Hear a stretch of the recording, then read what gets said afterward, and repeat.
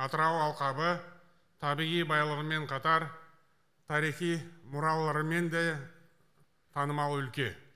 Өңірде мыңдаған жыл бойы озық өркениеттер болған. Бұл жерден табылған алтын адам соның бір айғағы. Көне заманды көрген сарайшықта атақты хандарымыз ордасын тіккен. Шаһар кезінде ең ірі және ең дамыған қалалардың бірі болғаны баршаға мәлім.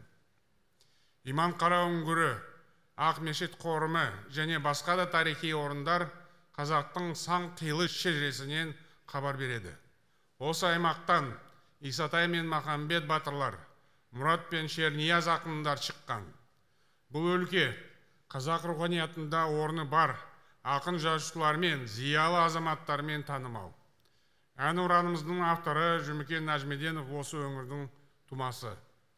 Сонымен қатар Әбу Сәрсенбаев, Хамит Ерғалиев, Зейнулла Қабдолов, Фариза Оңғарсынова, Қаршыға Ахмадияров, Рақымжан Отарбаев және басқа да бір туар тұлғаларды атап өтуге болады.